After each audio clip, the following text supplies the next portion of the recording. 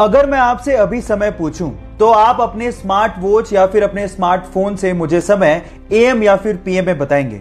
पर सवाल यह है कि एएम और पीएम का मतलब आखिर होता क्या है। तो मैं आपको बताता हूं। हमारे पूरे दिन को 12-12 घंटे के इक्वल पार्ट्स में डिवाइड किया गया है। दोपहर 12 बजे के पहले का समय हम लोग एएम, जबकि दोपहर 12 बजे के बाद के समय को हम लोग पीएम में बताते हैं। अब एएम का मतलब होता है एंटी मरीडियन, यानी कि दोपहर 12 बजे से पहले, और पीएम का मतलब होता है पोस्ट मरीडियन, यानी कि दोपहर 12 बजे के बाद। अब ये भूलिएगा मत। क्या आपको पहले से बात पता थी? और नहीं पता थी तो चैट सेक्शन में लिखना मत भूलिएगा। गाइस, आप लोगों ने मर्सिडीज कार ब्रांड के बारे में तो सुना होगा, लेकिन उसमें सबसे फैसिनेटिंग चीज है उसका लोगो। लेकिन मेरा सवाल यह है कि उस लोगो में जो 3 लाइनें होती हैं वो किसको रिप्रेजेंट करती हैं? क्या उसका कोई मतलब होता है? मैं आपको बताता हूं। उस लोगो में वो 3 लाइनें लैंड, वाटर और एयर इसको रिप्रेजेंट करती हैं, मतलब धरती, पानी और हवा। अब जिसने भी ये लोगो डिजाइन किया था उसका मकसद ये था कि इन फ्यूचर ये कंपनी लैंड, वाटर और एयर में दौड़ने वाले प्रोडक्ट बनाएगी और उसमें बादशाहत को हासिल करेगी। है ना ये फैसिनेटिंग? क्या इसके पहले तक ये फैक्ट आपको पता था? और नहीं पता था तो चैट सेक्शन में लिखना मत भूलिएगा।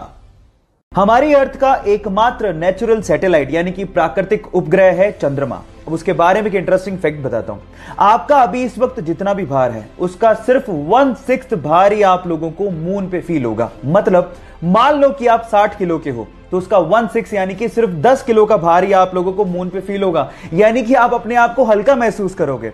और यह होता है ग्रेविटेशन की कमी की वजह से। और अगर मान लो आपको अपना भार कम करना है तो जिम जाने की बजाय आप चंद्रमा पे चले जाओ, वो ज्यादा अच्छा है। Just kidding. ये आपको पता था या नहीं पता था? चैट सेक्शन में लिखना मत भूलिएगा। गाइस, ये तो आपको पता ही है कि प्लेन्स बहुत ज्यादा भारी होते हैं। इनफैक्ट बोइंग 737 तो 80,000 केजी का होता है, और जब वो लैंड करते हैं तो उनकी स्पीड 250 से 300 किलोमीटर पर आवर होती है। पर आपने क्या कभी इमेजिन किया है कि इतनी स्पीड और इतने भार के साथ जब वो लैंड करते हैं तो उनके टायर्स कभी फटते क्यों नहीं है? मैं आपको बताता हूं। उनके टायर्स में रबड़ के साथ साथ एल्यूमिनियम और स्टील को भी मिक्स किया जाता है, और नॉर्मल कारों के टायर के अंदर जो प्रेशर से हवा भरी जाती है उससे 6 गुना ज्यादा प्रेशर से एरोप्लेन के टायर में नाइट्रोजन को भरा जाता है ताकि वो प्रेशर को सहन कर सके। क्या आपको इससे पहले तक ये फैक्ट पता था? नहीं पता था तो चैट सेक्शन में लिखना मत भूलिएगा, और हमारे यूट्यूब चैनल को सब्सक्राइब करना मत भूलिएगा। लिंक बायो में गिवन है। गोल्ड यानी कि सोना रईसी की पहचान मानी जाती है, लेकिन सवाल यह है कि अर्थ की क्रस्ट में तो बहुत सारे मेटल मिलते हैं, फिर गोल्ड को ही इतनी तवज्जो क्यों दी जाती है? मैं आपको बताता हूं। गोल्ड एक ऐसा मेटल है जिसपे कभी जंग लगती ही नहीं है।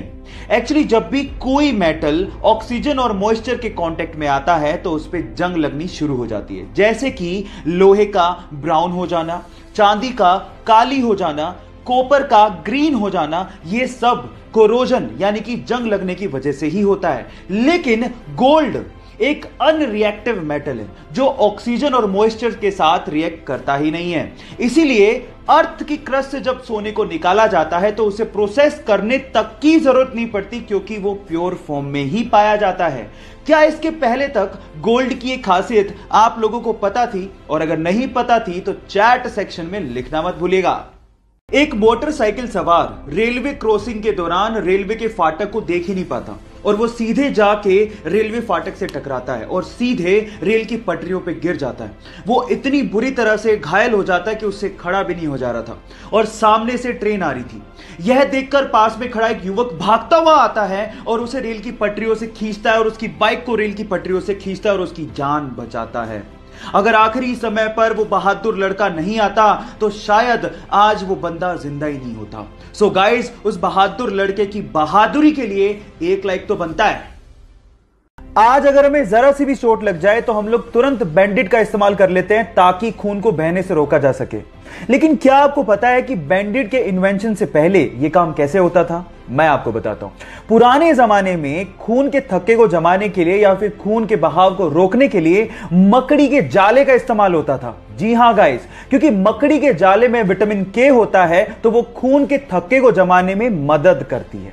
क्या आपको इसके पहले से यह फैक्ट पता था? और अगर नहीं पता था तो चैट सेक्शन में लिखना मत भूलिएगा।